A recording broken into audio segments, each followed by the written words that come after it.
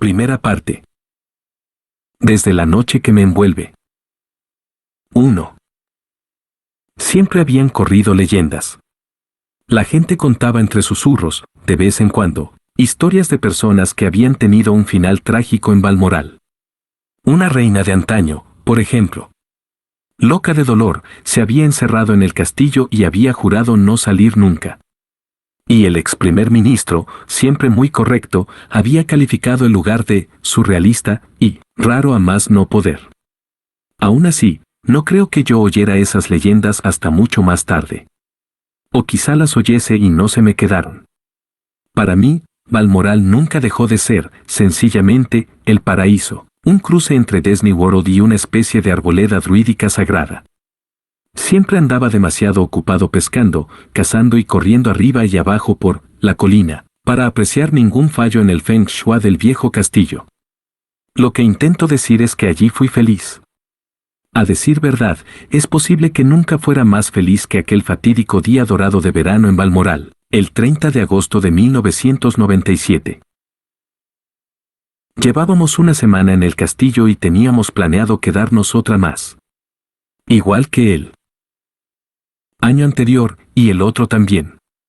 Balmoral constituía una microestación en sí mismo, un paréntesis de 2 semanas en las tierras altas escocesas para señalar la transición del verano al otoño. La abuela también estaba, como es natural, ya que pasaba la mayor parte de todos los veranos en Balmoral. Se encontraban asimismo el abuelo, Willy y mi padre. La familia entera, a excepción de mi madre, porque ella ya no formaba parte de la familia. Había huido, o la habían echado, dependiendo de a quien le preguntaras, aunque yo no se lo preguntaba nunca a nadie. En cualquier caso, estaba de vacaciones, por su cuenta, en alguna parte. En Grecia, decía uno. No, en Cerdeña, rebatía otro. No, no, clamaba un tercero, tu madre está en París. A lo mejor fue ella misma quien dijo eso último. Tal vez cuando llamó ese día por la mañana para charlar. El recuerdo, queda al otro lado de un alto muro mental, junto con 1.000.000 más. Es una sensación horrible, un tormento, saber que se encuentra allí mismo, justo al otro lado, a meros centímetros de distancia, pero la pared siempre es demasiado alta, demasiado gruesa, inexpugnable. Como los torreones de Balmoral. Con independencia de su paradero, lo que sí tenía entendido era que mi madre estaba con su nuevo amigo. Esa era la palabra que usaba todo el mundo. Ni novio, ni amante. Amigo. Un tipo bastante majo, pensaba yo. Willy y yo acabábamos de conocerlo. En realidad, estábamos pasando una temporada con mi madre cuando ella misma lo había conocido, unas semanas antes en Saint-Tropez. Nos lo estábamos pasando en grande, los 3 solos, alojados en la villa de un anciano caballero. Nos reímos mucho e hicimos muchas cansadas, que era lo habitual siempre que nos juntábamos mi madre, Willy y yo, aunque esas vacaciones se llevaron la palma. Aquel viaje a Saint-Tropez fue idílico de principio a fin. Hizo un tiempo magnífico, la comida estaba deliciosa, mamá sonreía. Y lo mejor de todo, había motos acuáticas. ¿De quién eran? No lo sé. Pero recuerdo vívidamente que Willy y yo íbamos con ellas hasta la parte más profunda del canal, donde dábamos vueltas a la espera de que pasaran los grandes transbordadores. Utilizábamos sus enormes estelas como rampas para volar por los aires. No tengo muy claro cómo no nos matamos. Fue después de que regresáramos de aquella peripecia con las motos acuáticas cuando apareció por primera vez el amigo de nuestra madre. No, es más probable que fuera justo antes. Hola, ¿qué tal? Tú debes de ser Harry. Pelo azabache, bronceado coriáceo, sonrisa blanco hueso.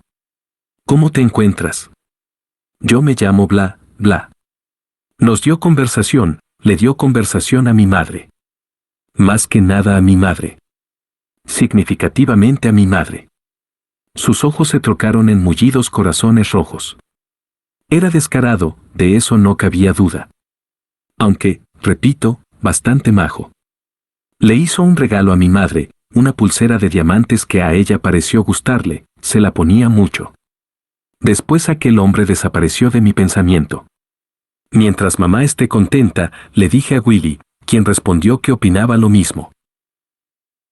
2. Es toda una sacudida, pasar del soleado Centro Pez al encapotado Balmoral. Conservo un vago recuerdo de aquel cambio radical, aunque no retengo gran cosa más de aquella primera semana en el castillo. Aún así, puedo asegurar casi a ciencia cierta que la pasé al aire libre en su mayor parte. Mi familia vivía para disfrutar del cielo abierto, sobre todo la abuela, que se ponía de mal humor si no respiraba por lo menos una hora de aire fresco al día. Ahora bien, lo que hicimos al raso, lo que dijimos, vestimos y comimos, se me escapa. Dicen algunas noticias que viajamos con el yate real desde la isla de Guaita hasta el castillo, la última travesía de esa embarcación. Suena precioso. Lo que sí recuerdo, con nítido detalle, es el entorno físico. El bosque espeso, la colina con su vegetación mordisqueada por los ciervos. El río Dee, que serpenteaba a través de las tierras altas. Lacknegar, imponente, con el pico coronado de nieves perpetuas. Paisaje, geografía, arquitectura, así funciona mi memoria. ¿Fechas? Lo siento, tendré que consultarlo. ¿Conversaciones? Haré lo que pueda, pero no contéis con citas textuales, sobre todo en lo tocante a la década de 1990. Eso sí, preguntadme por cualquier espacio que haya ocupado, sea un castillo, una cabina de avión, un aula, un camarote, un dormitorio, palacio, garaje o pub, y lo recrearé sin dejarme ni los listones de la moqueta. ¿Por qué organiza mi memoria la experiencia de esta manera? ¿Será algo genético? ¿Un trauma? ¿Una frankensteiniana combinación de las dos causas? ¿Será el soldado que llevo dentro, que examina cada espacio como si fuera un potencial campo de batalla? ¿Será mi innata naturaleza hogareña, que se rebela contra una existencia nómada impuesta? ¿Será cierta sospecha fundamental de que el mundo es, en esencia, un laberinto en el que nunca deberíamos dejarnos atrapar sin un mapa? Sea cual fuere la causa, mi memoria es mi memoria, va a su aire y recoge y ordena lo que le parece oportuno, y hay tanta verdad en lo que recuerdo y como lo recuerdo como la hay en los llamados hechos objetivos.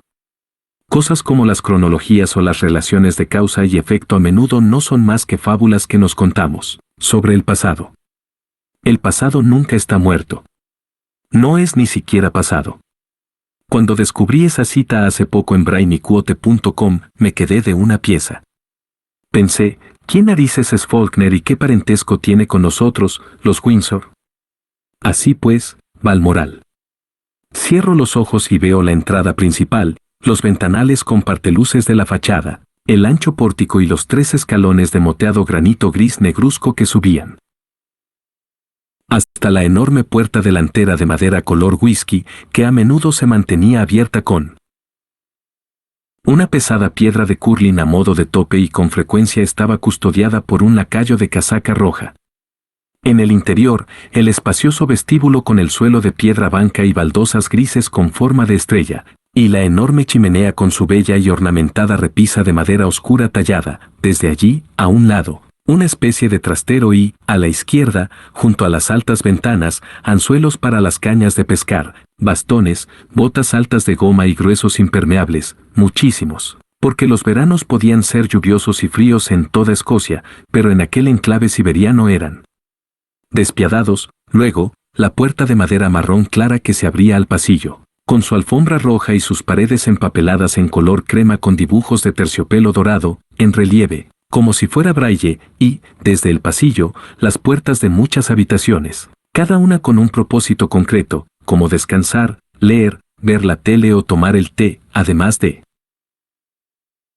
una sala especial para los pajes, a muchos de los cuales yo quería como se quiere a un tío excéntrico, y, por último, el salón principal del castillo, construido en el siglo XIX, casi encima del emplazamiento de otro castillo que se remontaba al siglo XIV, separado tan solo por unas pocas generaciones de otro príncipe Enrique, que se vio exiliado y luego regresó para aniquilar todo obstáculo y persona que se le puso por delante. Mi pariente lejano. Mi alma gemela, sostendrían algunos. Cuando menos, mi tocayo. Nacido el 15 de septiembre de 1984, me bautizaron como Henry Charles Albert Edel de Gales. Sin embargo, desde el primer día todo el mundo me llamó Harry. En el corazón de esa gran estancia se encontraba la escalinata principal. Ancha, espectacular, rara vez utilizada. Siempre que la abuela subía a su dormitorio de la primera planta, con los corgis a los talones, prefería el ascensor. Los corgis también lo preferían.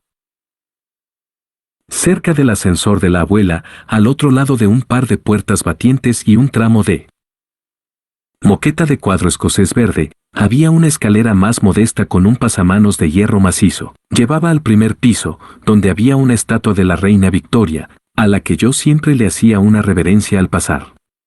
Majestad. Willy hacía lo mismo. Obedecíamos instrucciones, pero yo lo hubiese hecho de todas formas.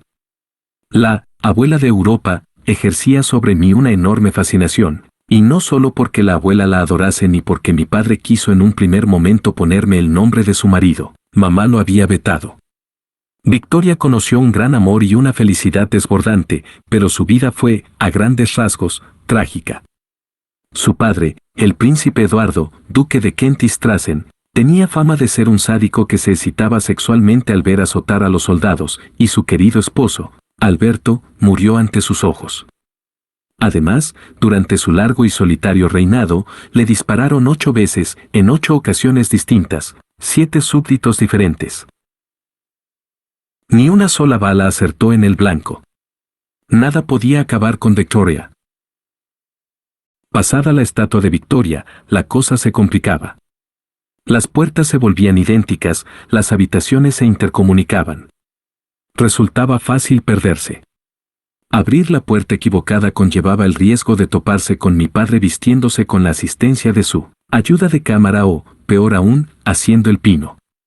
Esos ejercicios, recomendados por el fisioterapeuta, eran el único remedio eficaz para su constante dolor de cuello y espalda. Viejas lesiones de polo, en su mayor parte. Los hacía a diario, en calzoncillos, apoyado contra la puerta o colgando de una barra cual consumado acróbata. Si posabas aunque fuera el meñique en el pomo de la puerta, lo oía suplicar desde el otro lado, no. No. No abras.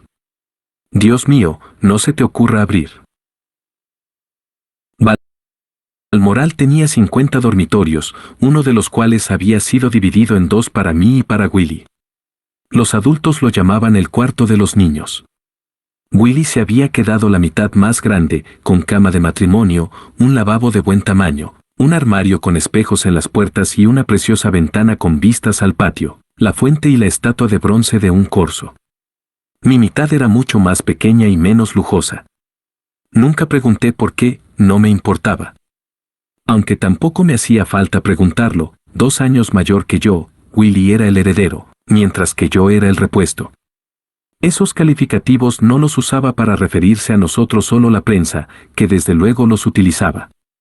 Era una jerga empleada a menudo por mi padre, mi madre y el abuelo. Hasta por la abuela. El heredero y el repuesto, lo decían sin ánimo de juicio, pero también sin ambajes. Yo era la sombra, el actor secundario, el plan B. Me trajeron al mundo por si a Willy le pasaba algo. Mi cometido era ofrecer una fuente de distracción, entretenimiento y, en caso de necesidad, una pieza de recambio. Un riñón, tal vez. Una transfusión de sangre, una pizca de médula. Todo eso me lo dejaron meridianamente claro desde la más tierna edad y después lo fueron reforzando con regularidad. Tenía 20 años cuando oí por primera vez la historia de las supuestas palabras de mi padre a mi madre el día de mi nacimiento, maravilloso. Ya me has dado un heredero y un repuesto, he cumplido con mi trabajo. Una broma, es de suponer. Por otro lado, se cuenta que, a los pocos minutos de soltar esa cumbre de la comedia, mi padre salió a reunirse con su novia con que, entre broma y broma, la verdad asoma. Yo no me sentía ofendido. No me sentía de ninguna manera acerca de nada de todo aquello. La sucesión era como el clima, la posición de los planetas o el ciclo de las estaciones. ¿Quién tenía tiempo para preocuparse de asuntos tan inmutables? ¿Quién podía molestarse en molestarse? ¿Por un destino que ya estaba escrito? Ser un Windsor significaba desentrañar qué verdades eran atemporales y luego desterrarlas del pensamiento. Significaba absorber y asimilar los parámetros básicos de la propia identidad, saber de manera instintiva quién eras, lo cual era, siempre, un subproducto de quien no eras. No era la abuela. No era mi padre. No era Willy. Era el tercero en la línea sucesoria detrás de ellos.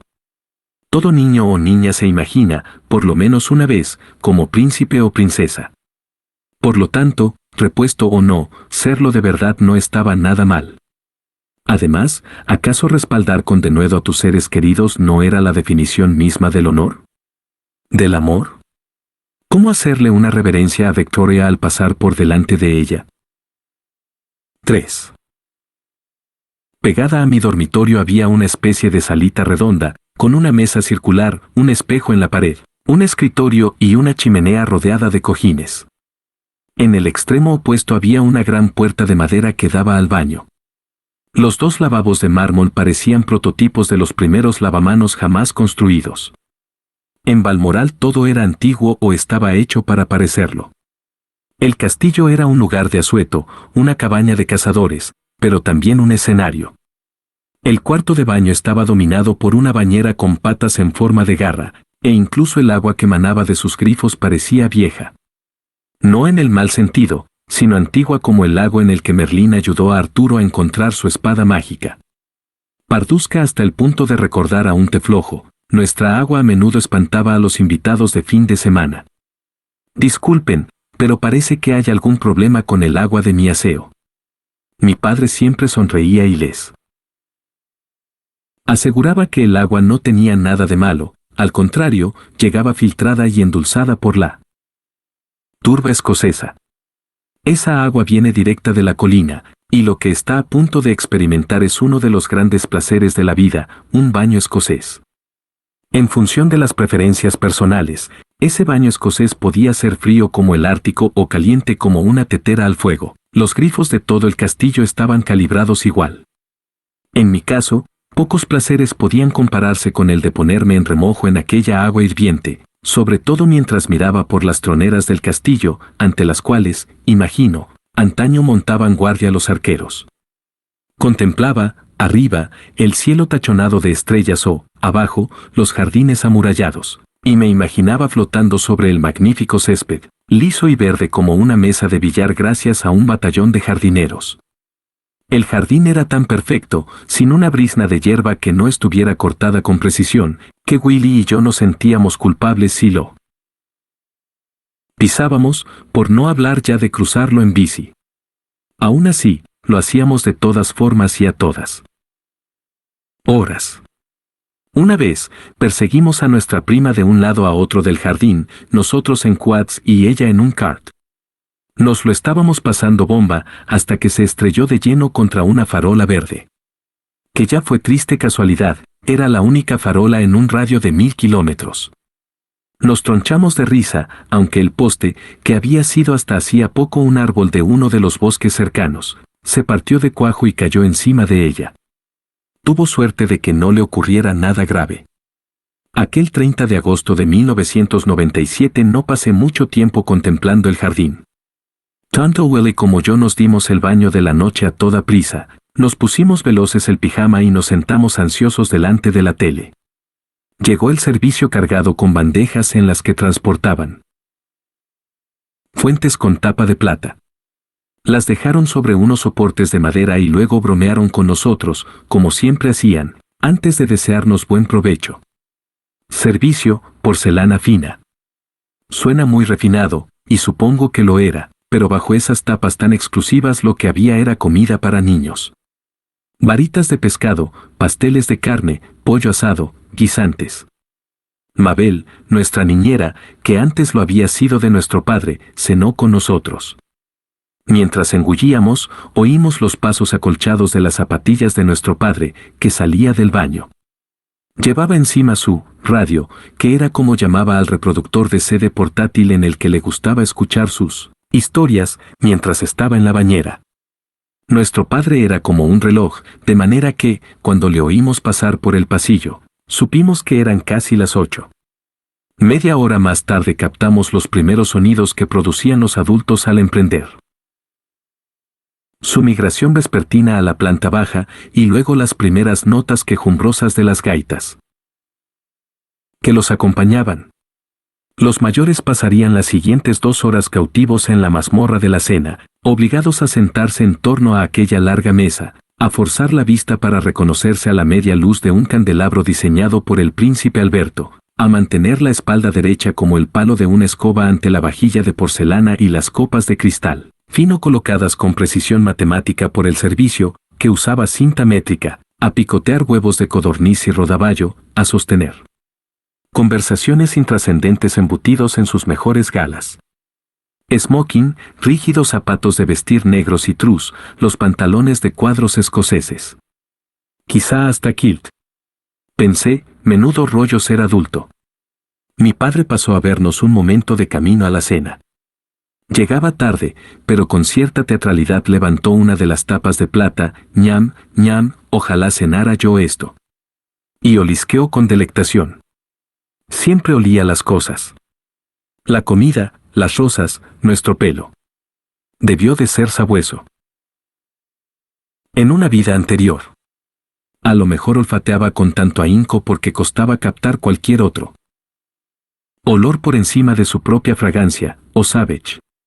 Se embadurnaba con ella las mejillas, el cuello y la camisa. Floral, con un ligero toque acre, como de pimienta o pólvora, la elaboraban en París. O eso ponía en el frasco. Lo que me hizo pensar en mi madre. Sí, Harry, mamá está en París. Su divorcio se había vuelto oficial hacía un año casi exacto, se acababa de cumplir la efeméride. Sed buenos, niños. Sí, papá. No estéis despiertos hasta muy tarde. Se fue. Su fragancia se quedó.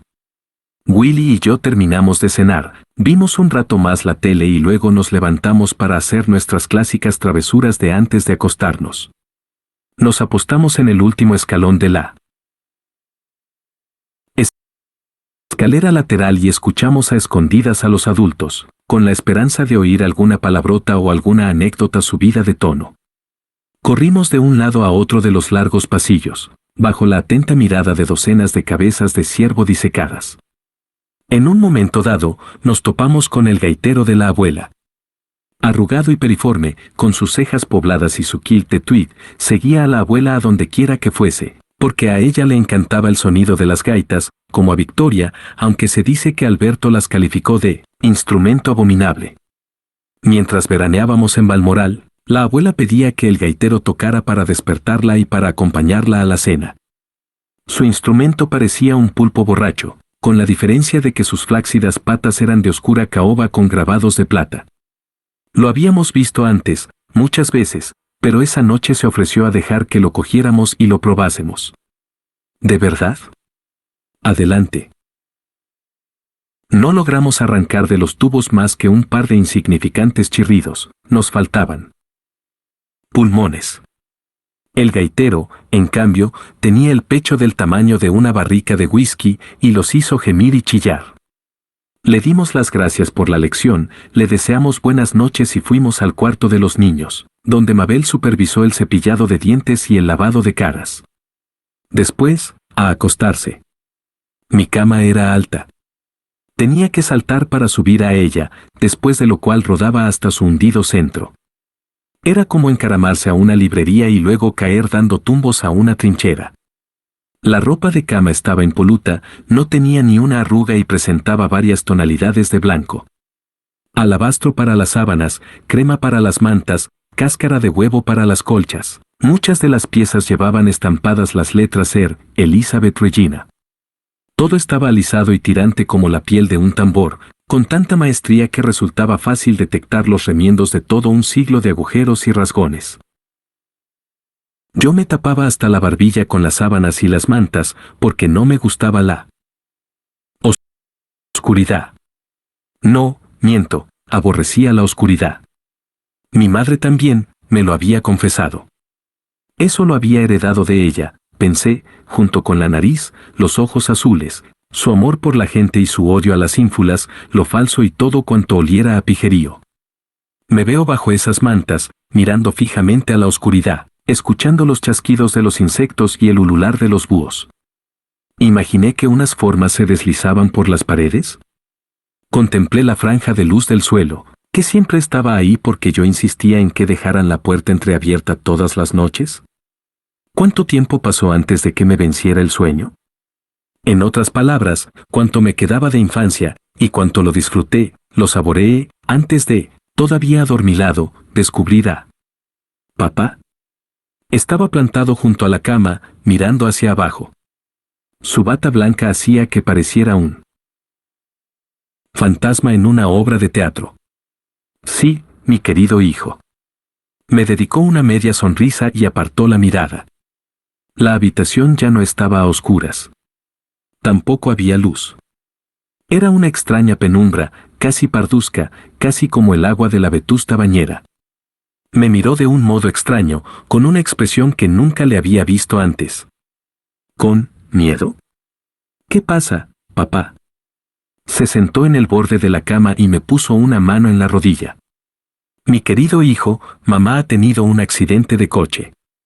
Recuerdo que pensé, un accidente, vale. Pero está bien, ¿no? Recuerdo como si fuera ayer que eso fue lo que se me pasó por la cabeza. Y recuerdo que esperé con paciencia a que mi padre me confirmase que, en efecto, mamá estaba bien. Y recuerdo que no lo hizo. Entonces se produjo un vuelco interior. Empecé a rogarle en silencio a mi padre, o a Dios, o a los dos, no, no, no. Mi padre examinó los pliegues de las viejas colchas, mantas y sábanas. Ha habido complicaciones. Mamá ha resultado gravemente herida y la han llevado al hospital, mi querido hijo. Siempre me llamaba, querido hijo, pero lo estaba repitiendo mucho. Hablaba en voz baja. Daba la impresión de que estuviera en shock. ¿Ah? ¿El hospital? Sí. Con lesiones en la cabeza. ¿Mencionó a los paparazzi? ¿Dijo que la habían estado persiguiendo? Creo que no. No podría jurarlo, pero lo más probable es que no. Los fotógrafos eran un problema tan grande para mi madre, para todo el mundo, que no hacía falta ni decirlo. Pensé de nuevo, herida, pero está bien. La han llevado al hospital, le curarán la cabeza e iremos a verla. Hoy. Esta noche como tarde. Lo han intentado, mi querido hijo. Me temo que ya no se ha recuperado. Estas frases las llevo clavadas como dardos. Lo dijo así, de eso estoy seguro. Ya no se ha recuperado. Y luego todo pareció detenerse. Eso no es correcto. Nada de, pareció. Todo se detuvo, de forma nítida, cierta e irrevocable. No permanece en mi recuerdo nada de lo que le dije a continuación. Es posible que no abriera la boca. Lo que sí recuerdo con deslumbrante claridad es que no lloré. Ni una lágrima. Mi padre no me abrazó. No se le daba muy bien expresar sus emociones en circunstancias normales. ¿Cómo iba a esperarse otra cosa durante semejante crisis?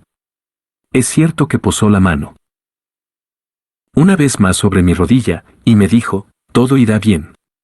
No era poca cosa para él. Paternal, esperanzado, bondadoso. Y tan, pero tan equivocado. Se puso en pie y se marchó. No recuerdo cómo supe que ya había pasado por el otro cuarto, que ya se lo había contado a Willy, pero lo sabía. Me quedé allí tumbado, o sentado. No me levanté. No me bañé, no hice pipí. No me vestí. No llamé a voces a Willy o Mabel.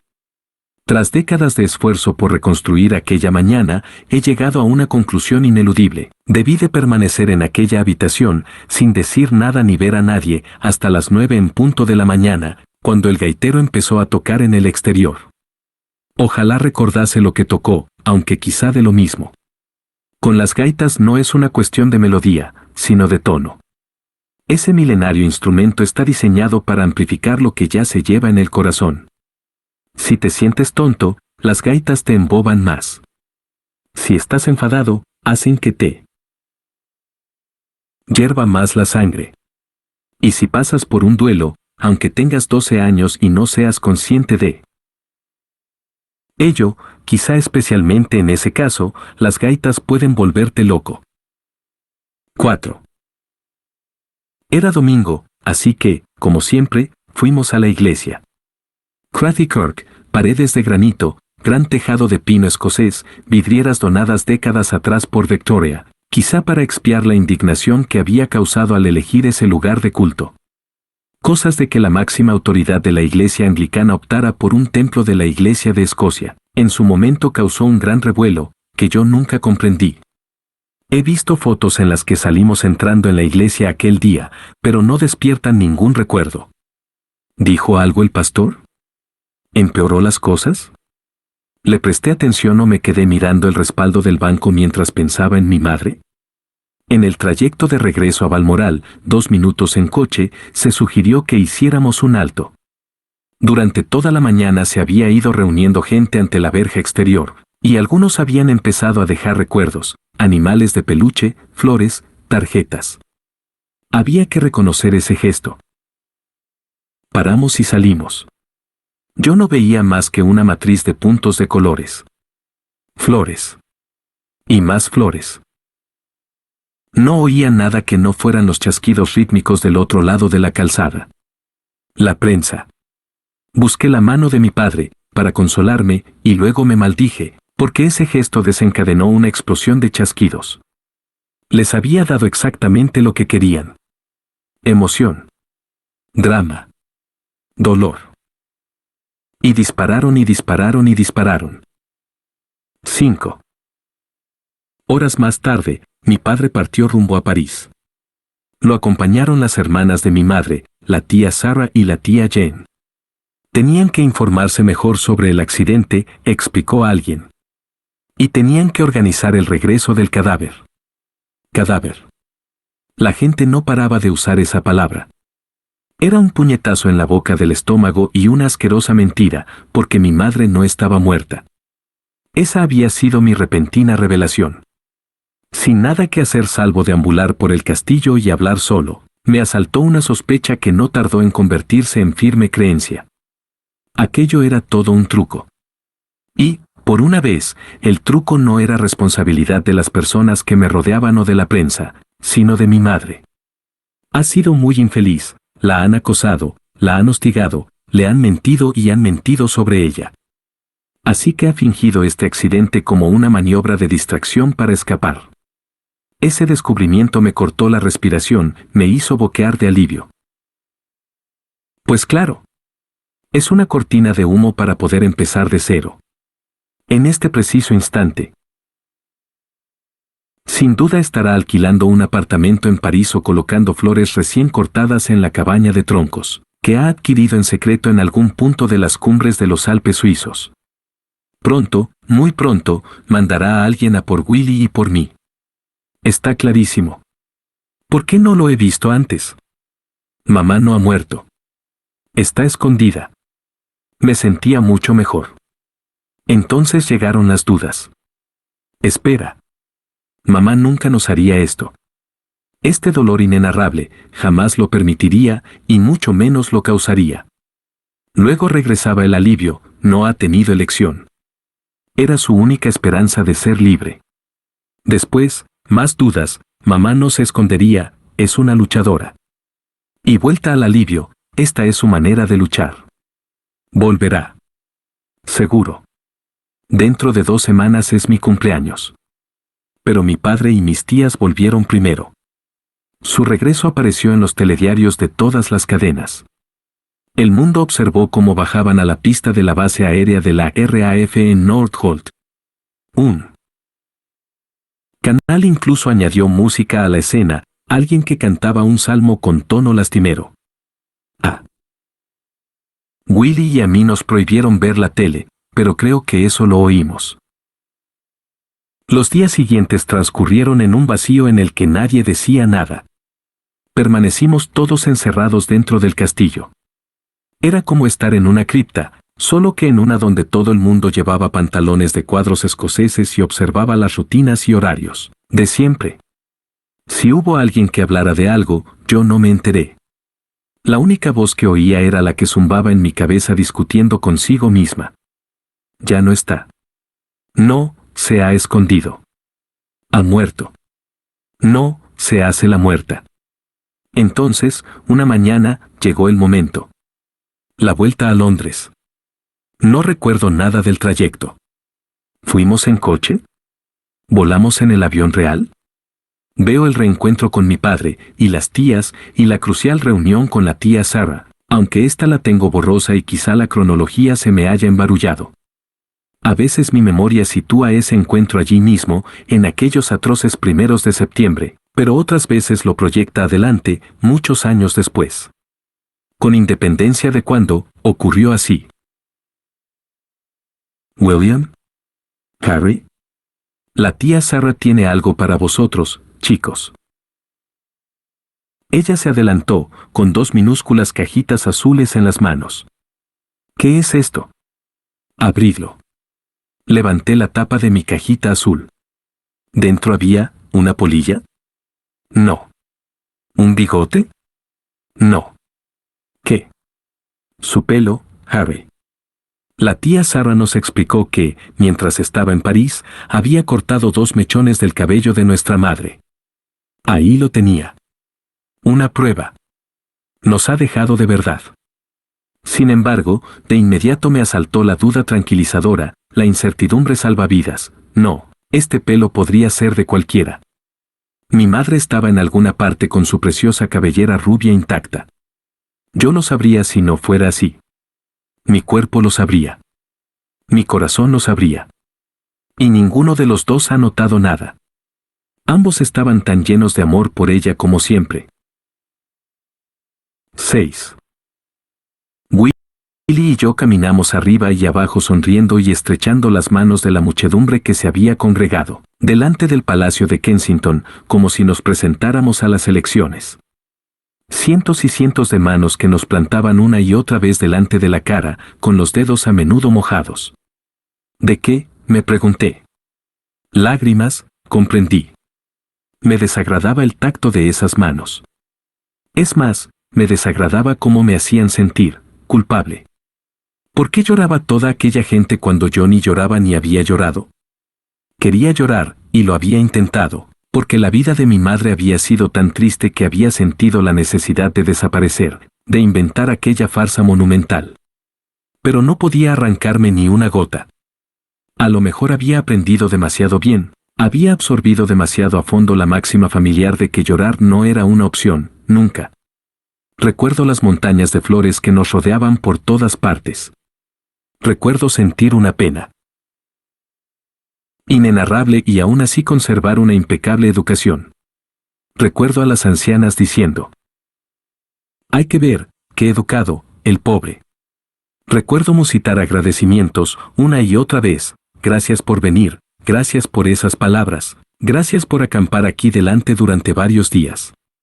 Recuerdo haber consolado a varias personas que estaban postradas, abrumadas, como si hubieran conocido a mi madre, pero también pensar: el caso es que no. Actuáis como si la hubierais conocido, pero no la conocisteis. Es decir, no la conocéis. En presente. Después de ofrendarnos a la multitud, entramos en el Palacio de Kensington.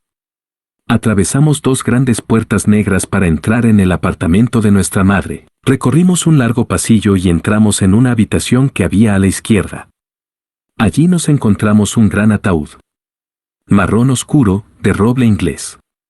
Recuerdo o imagino que estaba envuelto en una bandera del Reino Unido. La bandera me dejó hipnotizado.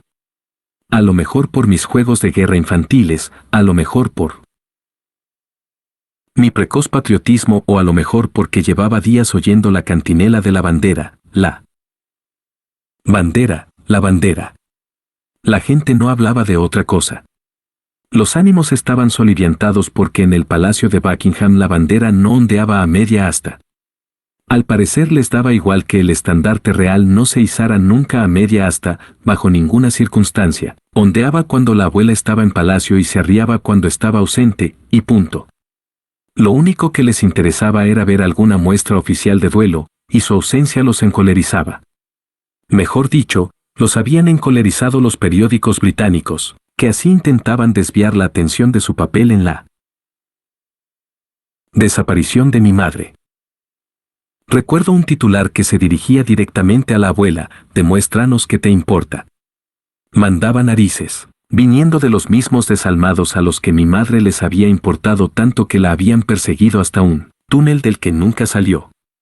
Para entonces había oído, aquí y allá, la siguiente versión, oficial, de los acontecimientos. Los paparazzi habían perseguido a mi madre por las calles de París y luego hasta un túnel, donde su Mercedes se había estrellado contra un pilar de cemento en un impacto que los mató a ella, a su amigo y al conductor.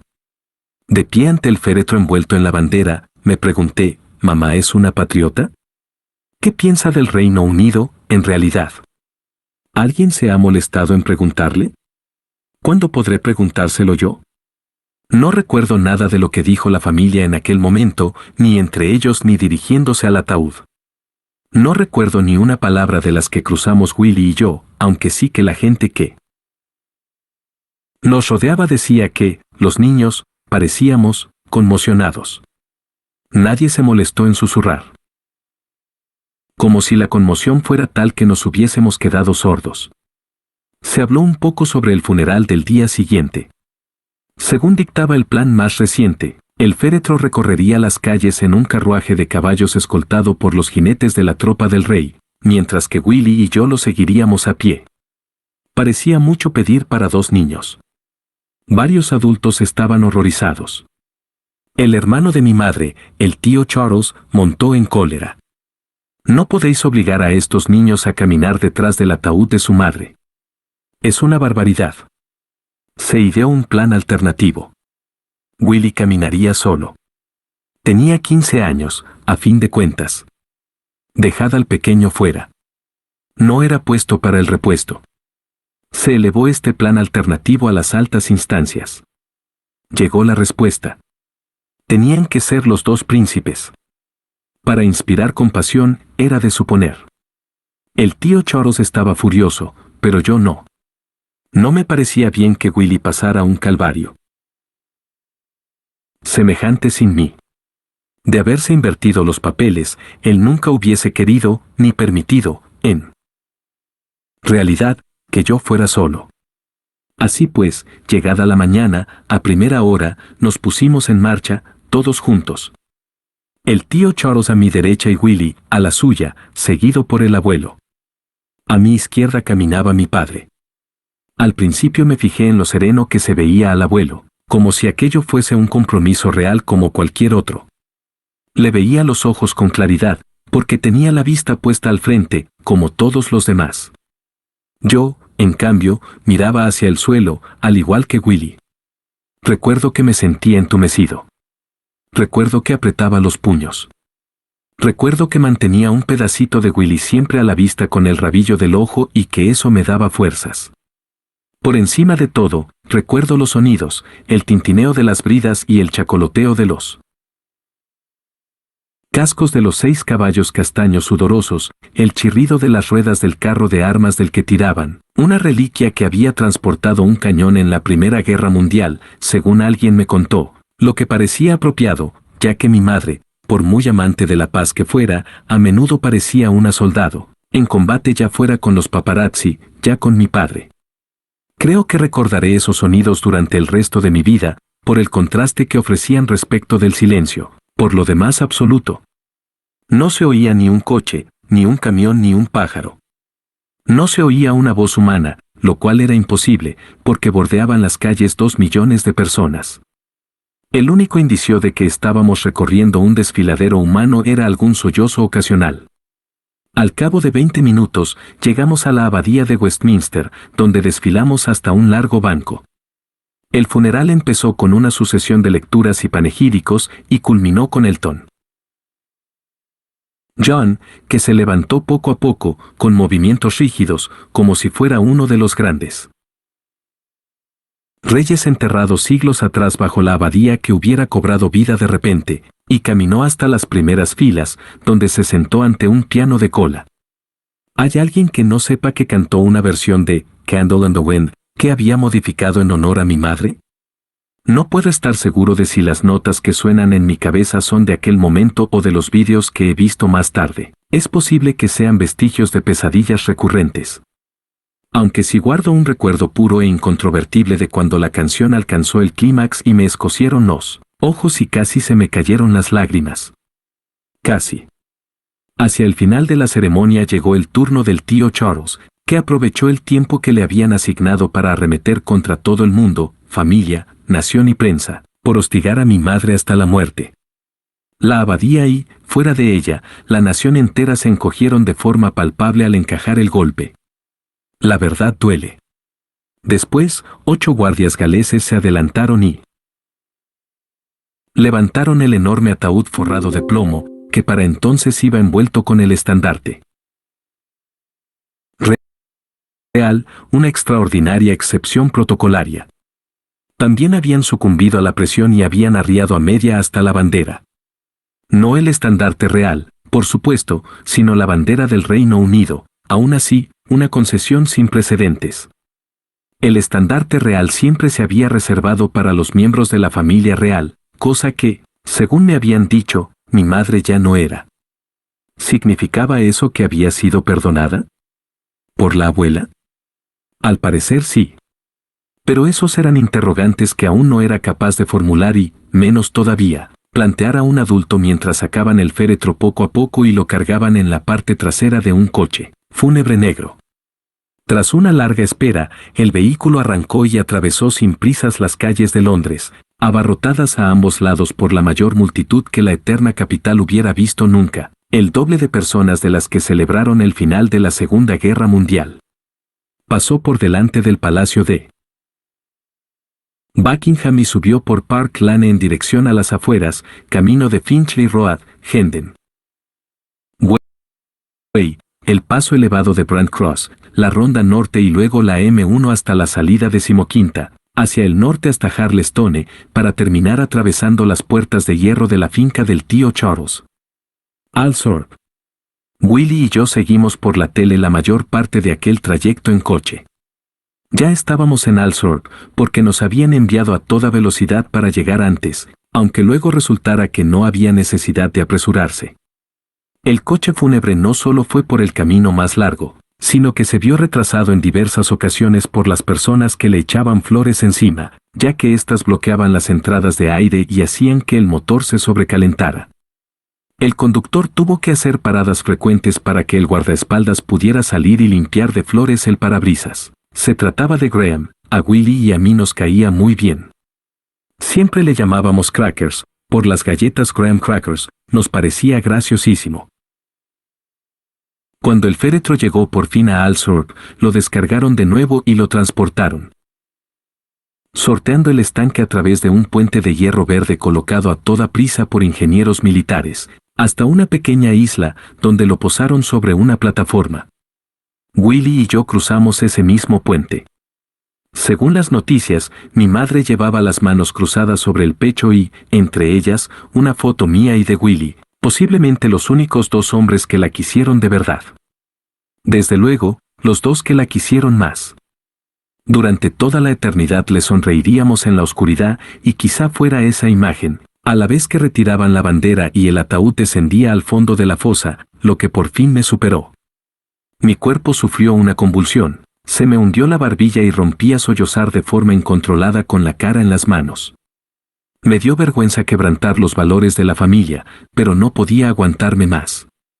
No pasa nada, me decía, no pasa nada. No hay ninguna cámara cerca. Además, no lloraba porque creyera que mi madre estuviera en ese hoyo. O en ese ataúd. Me prometí no creerlo nunca, dijeran lo que dijesen. No, me hacía llorar la mera idea. Qué insoportablemente trágico sería, pensaba yo, si fuera cierto. 7. Después todo el mundo siguió adelante con su vida.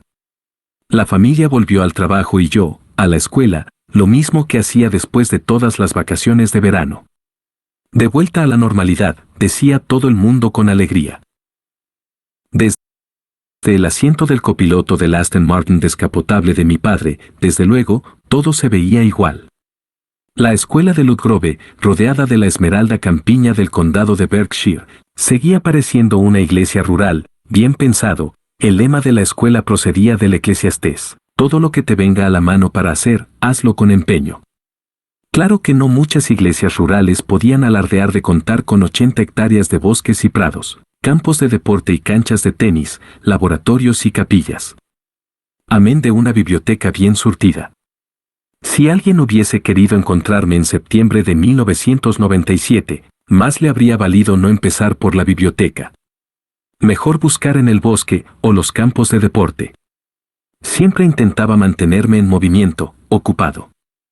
También estaba, casi todo el tiempo, solo. Me gustaba la gente, era gregario por naturaleza, pero en aquellos momentos no me apetecía tener a nadie demasiado cerca. Necesitaba espacio. Sin embargo, eso era mucho pedir en Ludgrove, donde convivíamos más de 100 chicos. Comíamos juntos, nos bañábamos juntos y dormíamos juntos, a veces hasta 10 por habitación. Todos lo sabíamos todo sobre los demás, hasta quién estaba circuncidado y quién no. Lo llamábamos cabezas redondas contra caballeros, como en la guerra civil del 17. Y, aún así, no creo que ni un solo chico mencionase siquiera a mi madre cuando empezó el nuevo curso. ¿Por respeto? Más probablemente, por miedo. Yo, desde luego, no le dije nada a nadie. Días después de mi regreso, fue mi cumpleaños, el 15 de septiembre de 1997. Cumplía 13 años. De acuerdo con la inveterada tradición de Ludgrove, habría tarta y sorbete, y se me permitía escoger 2 sabores. Elegí grosella negra y mango, el favorito de mi madre. Los cumpleaños siempre eran un gran acontecimiento en Ludgrove, porque todos los niños, y la mayoría de los profesores, eran unos redomados golosos. A menudo había tortas por sentarse. Al lado del cumpleañero, el sitio donde era seguro que te llevarías el primer trozo, y el más grande. No recuerdo quién logró conquistar el asiento. Pide un deseo, Harry. ¿Quieres un deseo? Vale, deseo que mi madre esté. Entonces, ¿cómo aparecida por arte de magia, tía Sarah? Con una caja en la mano. Ábrela, Harry. Rasgué el papel de regalo y la cinta. Miré adentro. ¿Qué? Te la compró mamá. Poco antes, ¿quieres decir en París? Sí, en París. Era una Xbox. Me puse contento, me encantaban los videojuegos. Así es la historia, al menos.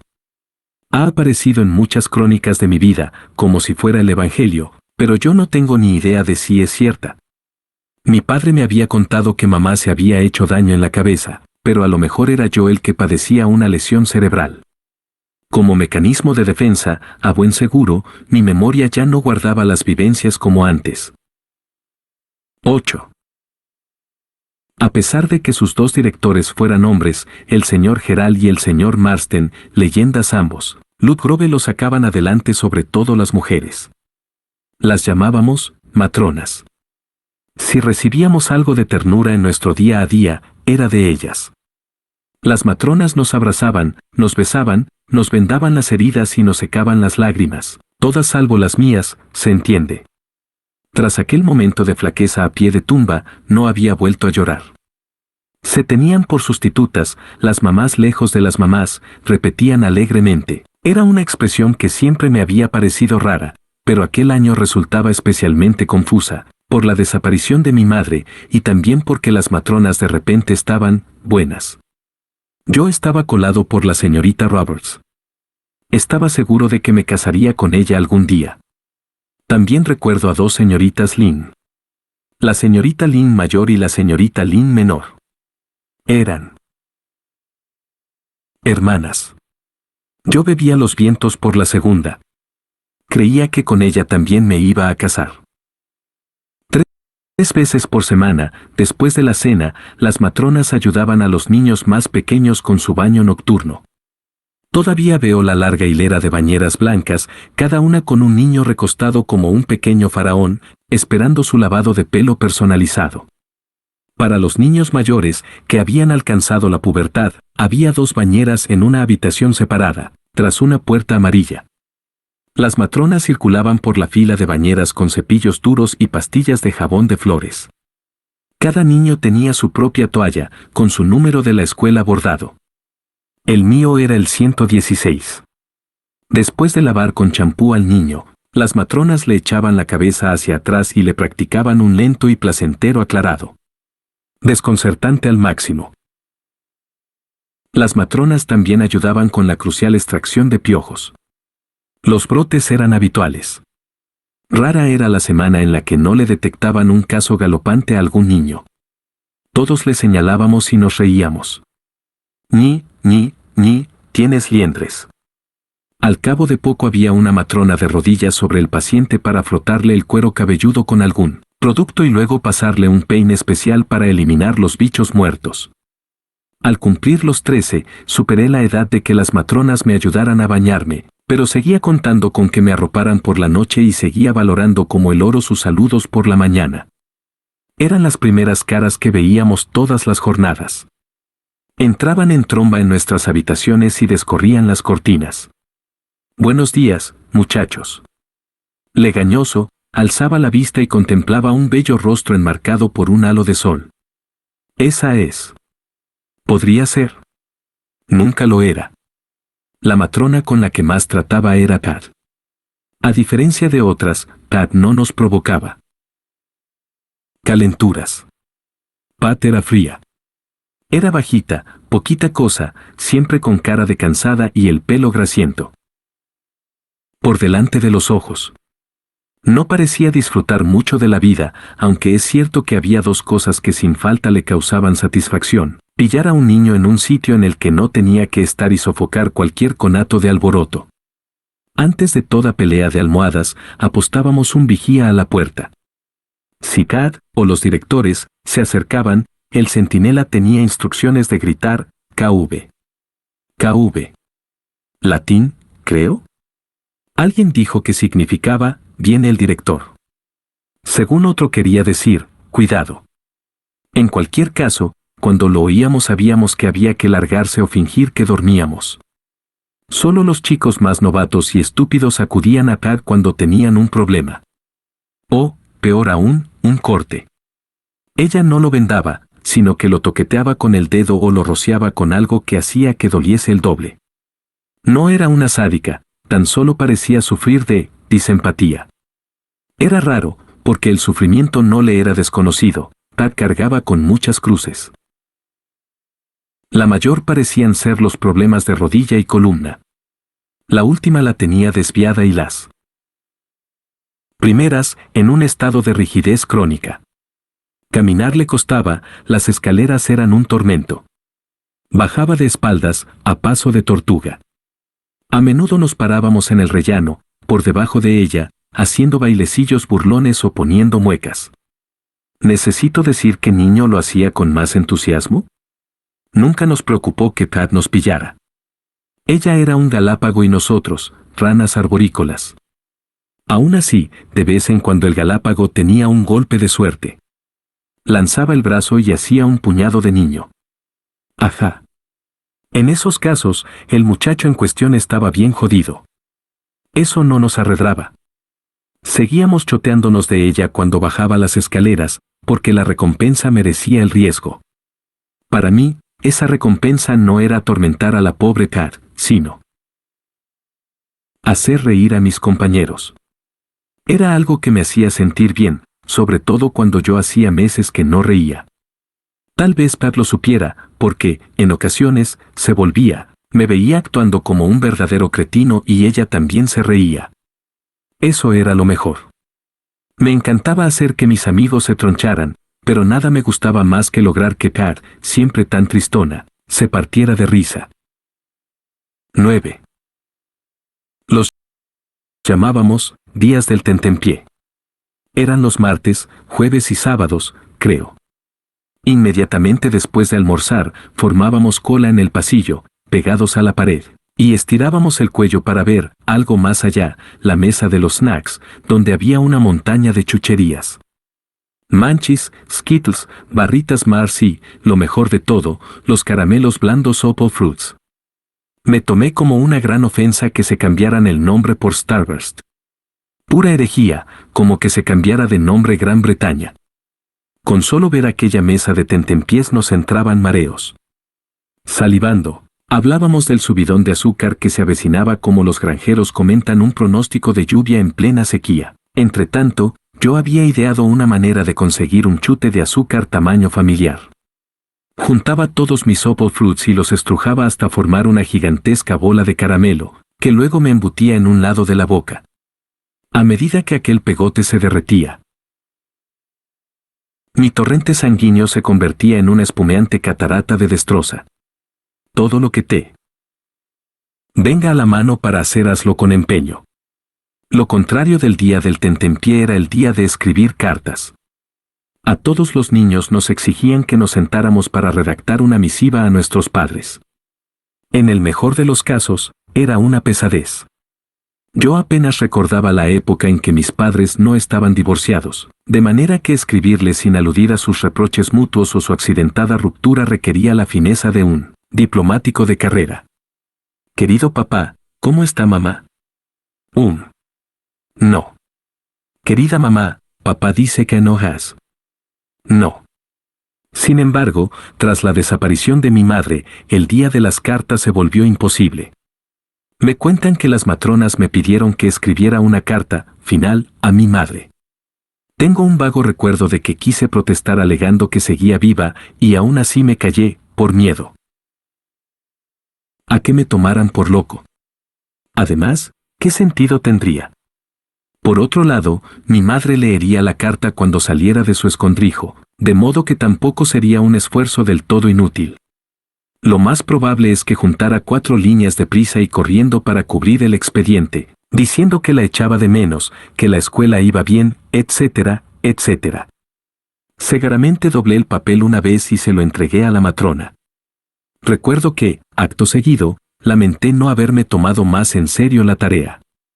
Deseé haber escarbado en lo más hondo de mi ser para contarle a mi madre todo aquello que me lastraba el corazón, sobre todo mis remordimientos acerca de nuestra última conversación telefónica. Me había llamado a media tarde, la noche del accidente, pero yo estaba corriendo con Willy y mis primos y no quería parar de jugar, de modo que me había mostrado seco con ella. Impaciente por volver a mis juegos, había abreviado la charla con mi madre. Deseaba haberme disculpado por eso, deseaba haber buscado las palabras adecuadas para describir lo mucho que la quería. No sabía que esa búsqueda llevaría décadas. 10. Un mes más tarde, llegaron las vacaciones de mitad del trimestre. Por fin iría a casa. Espera, no iría. Al parecer, mi padre no quería verme pasar el tiempo libre deambulando sin nada que hacer por el palacio de St. James, donde vivía casi todo el tiempo desde su ruptura con mi madre y donde Willy y yo nos habíamos alojado siempre, que nos tocaba estar con él. Temía la que podía liar yo solo en aquel gran palacio. Temía que pudiera hojear un periódico o escuchar una radio. Más aún, temía que me fotografiaran por una ventana abierta o mientras jugaba con mis soldaditos en los jardines. Se imaginaba a los periodistas intentando hablar conmigo, gritando preguntas. Hola, Harry, ¿echas de menos a tu mamá? La nación entera estaba sumida en un dolor histérico, pero la histeria de la prensa había degenerado en psicosis.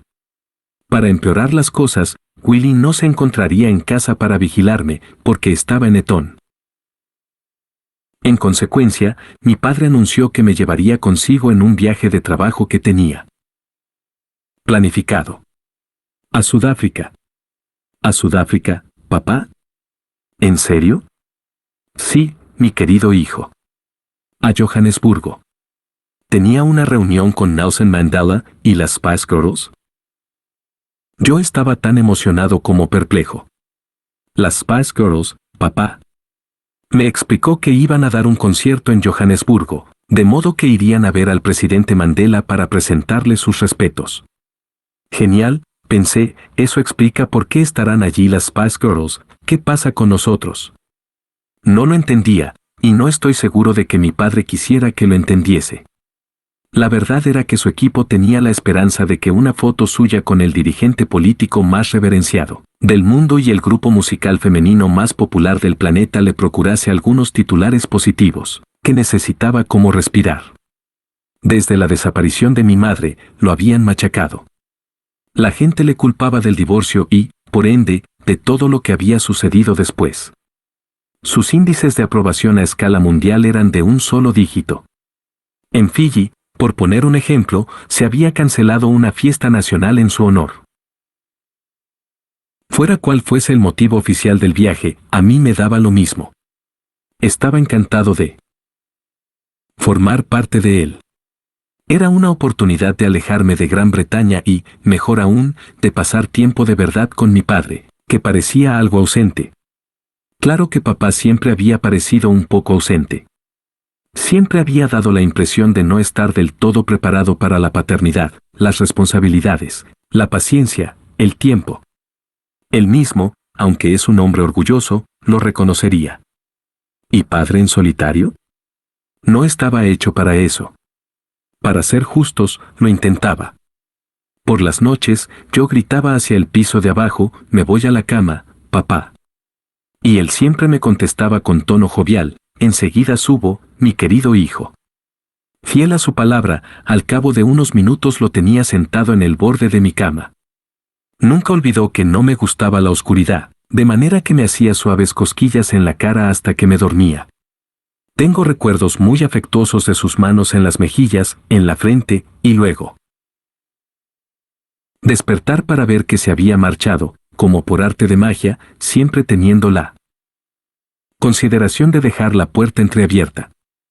Al margen de esos fugaces momentos, sin embargo, mi padre y yo, más que nada, coexistíamos. A él le costaba comunicarse, le costaba escuchar, le costaba mantener cualquier contacto íntimo cara a cara. De vez en cuando, después de un largo banquete con muchos platos, subía al dormitorio y me encontraba una carta suya sobre la almohada. En ella me informaba de lo orgulloso que estaba de mí por algo que había hecho o logrado. Yo sonreía y la guardaba debajo de la almohada, pero también me preguntaba por qué no me lo había dicho unos instantes antes, cuando estaba sentado justo enfrente de mí. Por lo tanto, la perspectiva de pasar días y días con acceso sin restricciones a mi padre me llenaba de euforia. Luego se impuso la realidad. Aquel era un viaje de trabajo para mi padre. Y para mí. El concierto de las Spice Girls suponía mi primera aparición en público desde el funeral y yo sabía, por intuición y por fragmentos de conversaciones ajenas que había captado, que la opinión pública se moría de curiosidad por conocer mi estado de ánimo. No quería decepcionarles, pero también deseaba perderlos de vista a todos. Recuerdo que, al pisar la alfombra roja con una sonrisa forzada en la cara, de repente deseé encontrarme en mi cama del palacio de St. James. A mi lado caminaba la Baby Spice, calzada con unos zapatos de plástico blanco con plataforma de 30 centímetros. Yo me obsesioné con esas plataformas a la vez que ella se obsesionaba con mis mejillas, que no paraba de pellizcar. ¡Qué mofletes! ¡Qué mono! Luego la Spice pija se adelantó con paso decidido y me agarró de la mano. Más adelante avisté a la Spice pelirroja, la única con la que sentía cierta afinidad, por el color de pelo. Además, se había hecho famosa en el mundo entero por llevar un mini vestido confeccionado con la bandera británica. ¿Por qué hay una bandera del Reino Unido en el ataúd? Tanto ella como el resto de las Spice Girls me hacían carantoñas, a la vez que bromeaban con los periodistas, que me gritaban, Harry, aquí, Harry, Harry, ¿cómo estás, Harry? Preguntas que no eran tales. Preguntas que eran trampas, que ellos me lanzaban a la cabeza como cuchillos de carnicero. A los periodistas les traía sin cuidado como estaba, solo intentaban sonsacarme algo jugoso, algo noticiable. Yo miré hacia sus flashes, enseñé los dientes y no dije nada. Si a mí aquellas luces me hacían sentir cohibido, a las Spice Girls las embriagaban. Sí, sí y 1000 veces sí, esa era su actitud cada vez que saltaba otro flash. Por mí, perfecto. Cuanto más protagonismo tuvieran ellas, más podía esconderme yo. Recuerdo que hablaron con la prensa sobre su música y su misión. Yo no sabía que tuvieran una misión, pero una de las Spice comparó la cruzada del grupo contra el sexismo con la lucha de Mandela contra el apartheid. Por fin, alguien dijo que era hora de que empezara el concierto. Tú ve por allí. Sigue a tú. Padre. ¿Un concierto? ¿Mi padre? Inaudito. Estaba ocurriendo ante mis narices y me seguía pareciendo imposible de creer. Pero lo vi con mis propios ojos, mi padre, siguiendo el ritmo con la cabeza y el pie como un fan más. If you want my future, forget my past. If you wanna get with me, better make it fast. 1. Después, camino del exterior, hubo más flashes. En esa ocasión no estaban presentes las Spice Girls para desviar la atención. Nos encontrábamos solos mi padre y yo. Estiré el brazo, le agarré la mano y no la solté. Recuerdo, con la misma luminosidad que los flashes, quererlo. Necesitarlo. 11. A la mañana siguiente, mi padre y yo viajamos hasta un precioso lodge a orillas de un río serpenteante. KwaZulu-Natal. No me era desconocida la historia de aquel lugar, donde los casacas rojas y los guerreros zulúes habían combatido en el verano de 1879. Había oído todas las anécdotas y las leyendas y había visto la película Zulú infinidad de veces. Sin embargo, estaba a punto de convertirme en un verdadero experto, me dijo mi padre. Había hecho preparativos para que escucháramos, sentados ante una hoguera, como un historiador de fama mundial, David Rattray, recreaba la batalla. Quizá fuera la primera lección que escuché con verdadero interés. Los hombres que habían luchado sobre aquel terreno, explicó el señor Rattray, fueron héroes. En los dos bandos, héroes. Los zulúes eran feroces y unos auténticos magos con una lanza corta llamada Ikiba, nombre que debía al sonido de succión que emitía cuando la arrancaban del pecho de una víctima. Y, aún así, apenas 150 soldados británicos consiguieron rechazar a 4.000 zulúes, y la milagrosa defensa de aquella plaza, conocida como Batalla de Rorke's Drift, se incorporó de inmediato a la mitología patria. Se concedió la Cruz Victoria a 11 soldados, el máximo que se haya otorgado nunca a un solo regimiento por una única acción bélica. Otros 2 soldados, que rechazaron a los zulúes un día antes de la batalla de Rorke's Drift, fueron los primeros en obtener la Cruz Victoria a título póstumo. ¿Póstumo, papá? Sí. ¿Qué significa? Después de, ya sabes, ¿de qué? De morir, mi querido hijo. Aunque sea motivo de orgullo para muchos británicos, aquella batalla fue consecuencia del imperialismo, el colonialismo y el nacionalismo, en pocas palabras, del robo. Gran Bretaña estaba allí sin permiso, invadiendo una nación soberana con la intención de quedársela por la fuerza, lo que significa que la preciosa sangre de los mejores muchachos de Gran Bretaña fue malgastada aquel día, a ojos de algunos, entre ellos el señor Rattray. El historiador no pasó de puntillas sobre esos detalles escabrosos. Cuando le parecía necesario, condenaba a los británicos sin ambajes, los lugareños lo llamaban el Zulú blanco. Pero yo era demasiado joven, le oía y al mismo tiempo, no. Tal vez había visto la película Zulú demasiadas veces, tal vez había simulado